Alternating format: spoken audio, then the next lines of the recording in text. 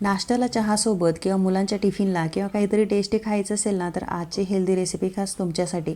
हराभरा कबाब याची रेसिपी आज आपण पाहतोय. सुपर क्रिस्पी, आतून सॉफ्ट आणि चवीला खूप टेस्टी हे कबाब लागतात. शिवाय एकदा खाल्ले ना तुम्ही तर पुन्हा पुन्हा खावेसे लागतील. शिवाय बनवायला खूप सोपे आहेत आणि झटपट तयार होतात. नमस्कार, मी स्मिता. स्मितूज रेसिपीमध्ये तुमचं खूप खूप मनापासून स्वागत करते.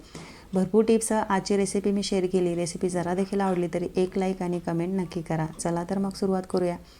आता बाजारामध्ये भरपूर प्रमाणात वाटाणा यायला लागला आहे. अशा वेळेस तुम्ही ही रेसिपी नक्की ट्राय करून बघा. खूप हेल्दी आणि टेस्टी अशी ही रेसिपी तयार होते. या ठिकाणी एक वाटी भरून मी एवढा वाटाणा घेतला आहे, मोठी वाटी भरून, आणि एक छोटी पालकची गड्डी घेतलेली. कोळी कोळी पानं स्वच्छ निवडून आणि धुवून घेतलीत. आता अर्धीकडे एवढं गरम पाणी घेतलं आहे. पाणीला उकळी आली ना, मग त्याच्यामध्ये वाटाणा आणि पालक टाकलेला आहे. हाय फ्लेमवरती याला उकळी आणून घेतली. अगदी उकळी यायच्या आतच आपल्याला गॅस बंद करायचा आहे आणि लागलीच पाण्यातून पालक आणि वाटाणा आपल्याला काढून घ्यायचा आहे.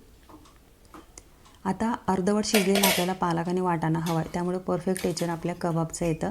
आणि गरम पाण्यामध्ये जास्त वेळ पालक जर ठेवला ना तो काळपटतो, म्हणजे कलर त्याचा काळपट होतो आणि ओव्हरकुक देखील होतो.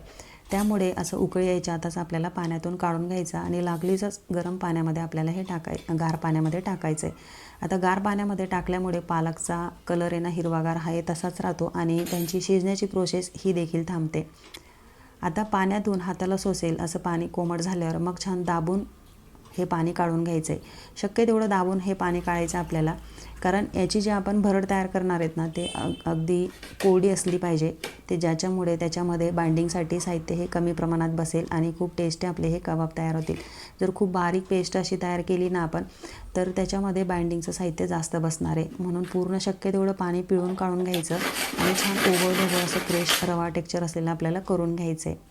तुम्ही पाहू शकता अगदी परफेक्ट टेक्स्चरमध्ये चॉपरमध्ये याचे झालेले आहे. जर मिक्सरला करत असाल ना तर मिक्सर चालू बंद करत छान रवा टेक्स्चर असलेला आपल्याला पालक आणि वाटाणा हा करून घ्यायचा आहे. आता हे मिश्रण आपलं तयार झालेलं आहे. आता कढईमध्ये एक वाटी भरून मी बेसन पीठ घेतलेलं आहे. याला अगदी लो फ्लेमवरती मस्त खमंग सुवास येईपर्यंत भाजून घ्यायचं आहे आपल्याला. एकसारखा हात चालवत छान भाजून घ्यायचं. मग एका ताटामध्ये मी बाजूला काढून घेतलं आहे. हे बाइंडिंगसाठी मी वापरणार आहे. ह्या जागेवर तुम्ही याच्यासोबतच कॉर्नफ्लॉवर देखील वापरू शकता. जसं निम्मे पीठ किंवा निम्मे कॉर्नफ्लॉवर, किंवा पोहे भाजून घ्यायचा आणि त्याचा चुरा देखील आपण क्रश करून वापरू शकतो, किंवा ब्रेड क्रम्स देखील आपण वापरू शकतो. आता पीठ भाजून झालं आहे. कढईमध्ये 2 चमचे मी साजूक तूप घेतले. हवं तर बटर देखील वापरू शकतो. याच्यामध्ये 1 चमचाभर जिरं टाकलं मी, 3-4 हिरव्या मिरच्या, 7-8 लसणाची पाकळं, 1 इंच आल्याचा तुकडा हे छान क्रश करून घेतलं होतं आणि त्याचा कच्चेपणा जाईपर्यंत हाय फ्लेमवरती छान परतून घेतलेले. मग याच्यामध्ये मी भाज्या टाकल्या आहेत. फ्लावर मी क्रश करून घेतला होता, 5-6 चमचे एवढा टाकला आहे अंदाजाने.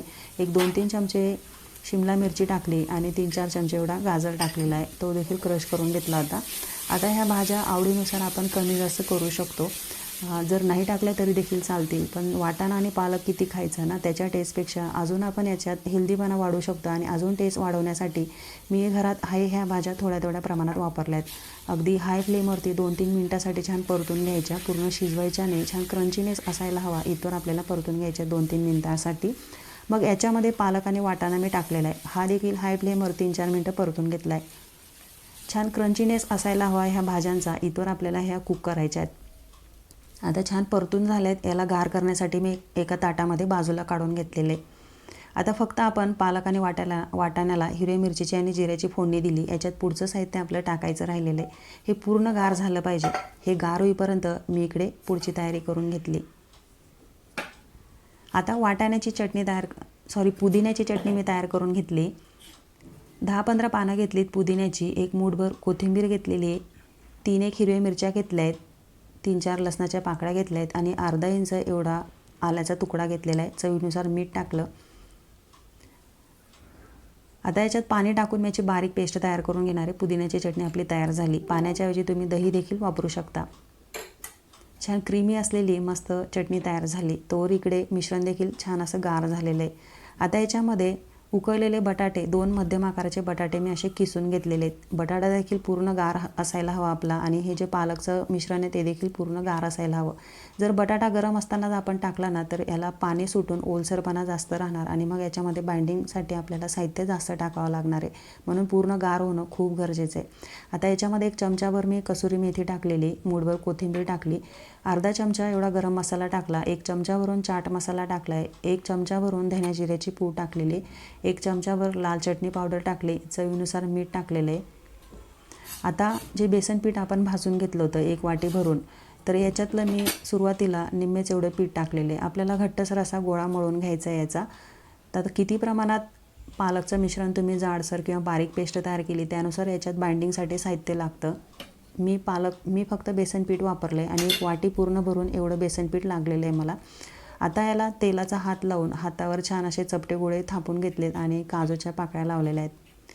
कबाब असेल तर काजूशिवाय त्याची मजाच नाही, दिसायलाही सुंदर दिसतात. आता मी शालो फ्राय करणार आहे ना, म्हणून थोडे चपटे मी असे करून घेतले. जर आपण डीप फ्राय करणार असतो ना, तर ते जास्त जाळ केले असे तरी चाललं असतं. असे चपटे केल्यामुळे शालो फ्राय केल्याने देखील छान आतपर्यंत हे शिजतात. छान असे मी थोडे निम्मे कबाब तयार करून घेतलेत, बाकीच्या मुलांना गरम गरम करणार आहे. आता शालो फ्राय करण्यासाठी मी थोडंसं तेल घेतलेलं आहे पॅनमध्ये आणि सगळे कबाब मी ठेवलेले आहेत. आता मीडियम टू हाय फ्लेमवरती आपल्याला हे कबाब करायचे आहेत. अगदी लो फ्लेमवर केले ना तर खूप तेलकट होऊ शकतात आणि उलटपुलट करत दोन्ही बाजूने छान गोल्डन ब्राऊन करून घेतलेले आहेत. तुम्ही पाहू शकता काजूचा कलर देखील सुंदर आला आहे, म्हणजेच ती बाजू देखील छान आपली झालेली. मस्त बाहेरून क्रिस्पी हे कबाब होतात. तुम्हाला आवडत असेल तर ब्रेड क्रम्समध्ये डीप करून हे तळायला घेऊ शकता तुम्ही, किंवा पोह्याचा चुरा भाजून घ्यायचा हलका आणि मिक्सरला बारीक पूड तयार करून घ्यायची, त्याच्यावर डीप करून देखील आपण हे तळायला घेऊ शकतो. म्हणजे अजून क्रंचीनेसपणा त्याचा वाढेल. चवीला खूप अप्रतिम होतात. भरपूर भाज्या वापरून आपण हे कबाब तयार केलेत, त्यामुळे खूप हेल्दी देखील होतात. बाजारामध्ये ह्या सीझनमध्ये खूप अशा भाज्या येतात. अशा वेळेस ही रेसिपी नक्की ट्राय करून बघा. मुलांना काय, मोठ्यांना देखील खूप आवडेल. खूप बनवायला सोपी, झटपट आणि हेल्दी अशी रेसिपी आज आपण पाहिलेली आहेत. मुलांनाच काय, मोठ्यांनाही आवडेल अशी ही हेल्दी रेसिपी नक्की ट्राय करून बघा आणि कशी झाली ते देखील मला सांगायला विसरू नका. चला तर मग रेसिपी आवडली असेल तर एक लाईक आणि शेअर जरूर करा आणि चॅनलला सबस्क्राईब करायला विसरू नका. पुन्हा भेटूया अशा छानशा रेसिपीसोबत. तोपर्यंत धन्यवाद.